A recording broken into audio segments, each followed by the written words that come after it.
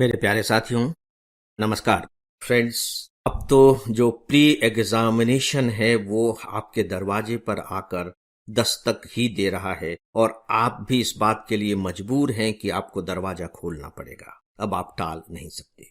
इसलिए मुझे लगता है कि अब मेरे पास ऐसा कुछ विशेष नहीं है जो मैं आपको कोई ऐसी बात बता सकूं जो एग्जामिनेशन में आपकी मदद कर सके। नॉलेज की बात हम बहुत कुछ कर चुके हैं। नो डाउट भावनाओं और विचारों के बारे में भी हम लोगों ने कुछ बातें की हैं, लेकिन मुझे लगा कि इसकी क्रमबद्धता को बनाए रखने के लिए, यानी कि डेली ऑडियो लेक्चर की कंटिन्यूटी को मेंटेन करने के लिए जरूरी है कि मैं कुछ और बातें आप सबसे करूं। तो मैं विषय पर बात करने नहीं जा रहा हूं। एग्जामिनेशन हॉल में आप क्वेश्चंस को कैसे सॉल्व करेंगे, मैं इस पर भी बात करने नहीं जा रहा हूं, क्योंकि इन पर बहुत सारी बातें हो चुकी हैं। हो सकता है कि मैं आज जो कुछ भी आप सबसे बताने जा रहा हूं, अपने मन की बात और अपने अनुभव आप सबके साथ शेयर करने जा रहा हूं, उसका कोई छोटा सा ही टुकड़ा सही आपको क्लिक कर जाए और आपके कुछ काम आ जाए।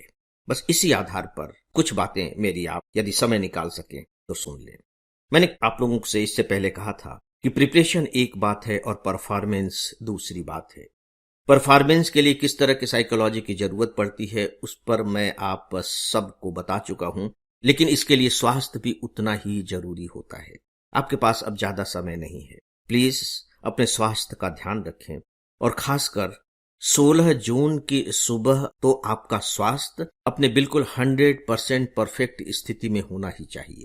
स्वास्थ्य यानी कि फिजिकल हेल्थ, स्वास्थ्य यानी कि मेंटल हेल्थ, स्वास्थ्य यानी कि इमोशनल हेल्थ, और मैं कहना चाहूंगा स्वास्थ्य यानी कि स्पिरिचुअल हेल्थ।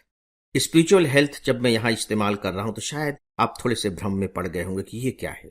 यहां मैं थोड़ी सी बात आपको इस बारे में बताना चाहूंगा कि देखिए, हम सब आस्थाओं का जीवन जीते हैं, हमारे अपने संस्कार हैं, हमारा अपना इतिहास, हमारी संस्कृति का दर्शन शास्त्र हम सबके अंदर समाया हुआ है।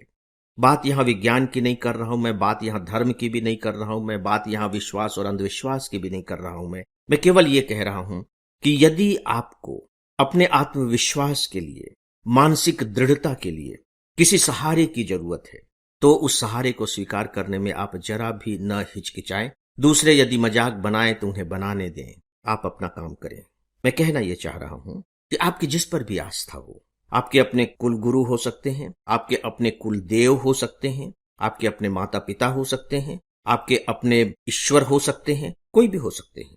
आप उनका सहारा लेने से न चूकें। आप मन ही मन उनका स्मरण करें। माता पिता का आशीर्वाद हो सकता है, कोई भी हो सकता है, यहां तक कि टोटके भी हो सकते हैं। जी हाँ, अगर आपको लगता है कि नहीं, जब मैं ये शर्ट पहन के जाता हूं या मैं जब ये ड्रेस पहन करके जाता हूं तो मेरा परफॉर्मेंस अच्छा होता है, या मैं उस ड्रेस में अपने को बहुत ईजी और अच्छा महसूस करता हूं, गुड फील लगता है, तो आप वैसा करें, कोई बात नहीं। आपको हाथ में काला धागा ताकत देता है तो पहन लीजिए, दूसरे की परवाह मत कीजिए। मतलब हर उस वस्तु का इस्तेमाल कीजिए जो आपके आत्मविश्वास को बढ़ाने में और बनाए रखने में आपकी मदद करता है। इसे ही मैंने यहां स्पिरिचुअल एनर्जी कहा है। दोस्तों, आपको अपनी पूरी नींद लेनी चाहिए। नींद उड़ा देंगे उससे कुछ मिलना जुलना नहीं है, कुछ भी नहीं होगा। थोड़ी देर ज्यादा जग करके पढ़ लेंगे उससे भी कुछ होना जाना नहीं है। उससे आप अपने स्वास्थ्य का नुकसान करेंगे, क्योंकि 16 तारीख को आपको पहले 2 घंटे निपटना है और कुछ गैप के बाद फिर से 2 घंटे निपटना है। उसके लिए आपको शारीरिक तौर पर अभी से तो तैयार होना होगा।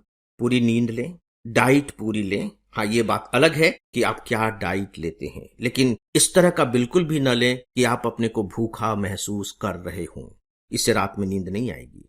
और इसी से जुड़ी हुई एक बात और है कि जब आप 16 तारीख को एग्जाम देने जाएंगे तो 2 घंटे की मानसिक जद्दोजहद के बाद आपको थोड़ा सा गैप मिलेगा और इसके बाद फिर आप 2 घंटों की मानसिक जद्दोजहद के लिए ढकेल दिए जाएंगे।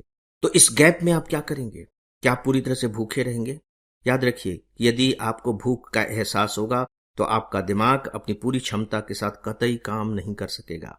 अब आप देखिए कि बीच में आप अपने लिए क्या व्यवस्था कर सकते हैं। खासकर यह बात उनके लिए बहुत ज्यादा मायने रखती है जो दूसरे स्थानों से आकर के एग्जाम दे रहे होते हैं। कुछ उपाय हो सकते हैं। आप अपने साथ कुछ फ्रूट्स रख लें, ड्राई फ्रूट्स रख लें, मूंगफली के दाने रख लें, चने के दाने रख लें, कुछ भी इस तरह की चीजें रख लें लेकिन बिल्कुल भूखे प्लीज मत रहिएगा, क्योंकि इससे पहले के 2 घंटे में आपकी आंतरिक ऊर्जा बहुत ज्यादा कम हो चुकी है। हो सकता है कि पेपर अच्छा न बना हो दुर्भाग्य से और आपको भूख न लग रही हो, फिर भी मान करके चलिए कि ये केवल भूख का न लगना एक मानसिक स्थिति है। शरीर को भूख लग रही है, उसे उसकी जरूरत है, उसकी जरूरत आप पूरी करें। दोस्तों, पहला पेपर आपका कैसा हुआ आप भूल जाइए होने के बाद। अब आपका ध्यान केवल इस बात पर होना चाहिए कि मुझे अपना दूसरा पेपर बेहतर बनाना है।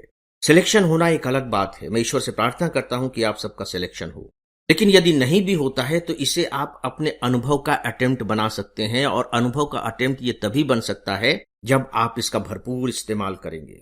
तो फर्स्ट पेपर यदि खराब हुआ है तो सेकेंड पेपर को खराब होने से बचाएं। जितना भी बेहतर कर सकते हो सेकेंड पेपर को करें। एक वाक्य मत भूलिए, संघर्ष करके हारने में भी मजा आता है। अगर हम जद्दोजहद करते हैं, जी जान से जूझते हैं और हार जाते हैं, कोई बात नहीं, उसका भी अपना एक आनंद होता है, क्योंकि तब हमारे पास अफसोस करने के लिए कुछ नहीं होता। हम तो यही मान करके चलते हैं ना कि हम जितना कर सकते थे हमने किया, ठीक है, दूसरों ने हमसे बेहतर किया। तो बिल्कुल सही है, आप भी तार्किक रूप से यही कहेंगे कि भाई अगर दूसरों ने बेहतर किया है तो डेफिनेटली मेडल उसको मिलना चाहिए। इस भावना से आप चलें, अपने दिमाग को विस्तार से देखें, अपने दिमाग को आप विस्तृत बनाएं, संकीर्ण दायरों में न ले जाएं।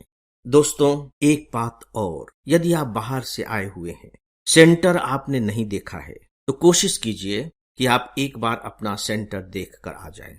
15 तारीख को किसी भी समय आप जाएं और अपने सेंटर को देख करके और वापस आ जाएं। इससे आपको दिमागी रूप से बहुत हल्का महसूस होगा। सेंटर कहाँ है, कैसा होगा, क्या नहीं होगा, कैसे जाऊंगा, आप इस दबाव और इस तनाव से उबर चुके होंगे और इसका बहुत बड़ा रोल आपके पेपर पर पड़ेगा। मैं आपको दावे के साथ ये बात कह रहा हूं। अंतिम बात ये कि जब आप अपने एग्जामिनेशन सेंटर में कुछ पहले पहुंच जाएंगे, और आपको थोड़ा पहले पहुंचना भी चाहिए, आधा घंटा पहले तो पहुंच ही जाना चाहिए। समय के दबाव में मत रहिए कि बिल्कुल आपको एग्जैक्ट टाइम पर पहुंचना, नहीं, थोड़ा पहले पहुंच जाइए। हर वो काम कीजिए जो आपको इत्मीनान देता हो, पहले पहुंच जाइए। आप देखेंगे कि कुछ स्टूडेंट लगातार पढ़ने में जुटे हुए हैं, कुछ बिल्कुल फिलोसोफर अंदाज के दिख रहे हैं, कुछ के आंखों पर मोटा मोटा चश्मा चढ़ा हुआ है, बाल बिखरे हुए है, दाढ़ी बढ़े हुए हैं और वो पढ़ने में लगे हुए हैं। हो सकता है कि उनको देखने के बाद आप दहशत में आ जाएं, अरे बाप रे, ये तो अभी भी पढ़ रहे हैं, ये सब तो बड़े ब्रिलियंट और बड़े फिलोसोफर दिख रहे हैं, मैं इनका मुकाबला कैसे करूंगा, मैं तो हार जाऊंगा। मेरे साथ ऐसा हो चुका है, मैं अपने अनुभव के आधार पर बता रहा हूं।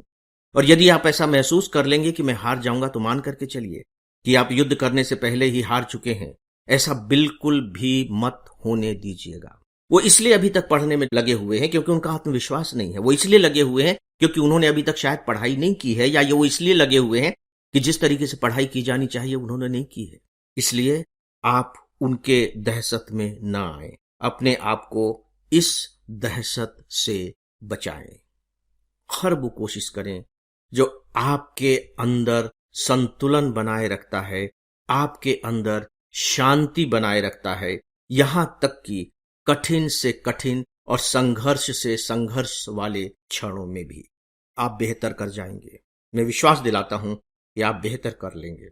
और जब आप अगले साल की परीक्षा की तैयारी कर रहे होंगे तो ये सारे के सारे अनुभव आपके लिए खनकदार सोने के सिक्कों की तरह काम करेंगे, मेरी बात पर यकीन कीजिए। तो दोस्तों, अब मेरे पास कहने के लिए कुछ विशेष शब्द नहीं बचे हैं, विचार भी नहीं बचे हैं, भावनाएं भी नहीं बची हैं, सिवाय इसके कि आप सबके प्रति मैं AFIS की ओर से, पूरी टीम की ओर से, अपनी ओर से, मैडम डॉक्टर प्रीति अग्रवाल की ओर से बहुत बहुत हार्दिक शुभकामनाएं देता हूं और ईश्वर से प्रार्थना भी करता हूं कि ईश्वर आप सबको दृढ़ इच्छा शक्ति दे कि आप वहां अपना बेहतर प्रदर्शन करके आ सके।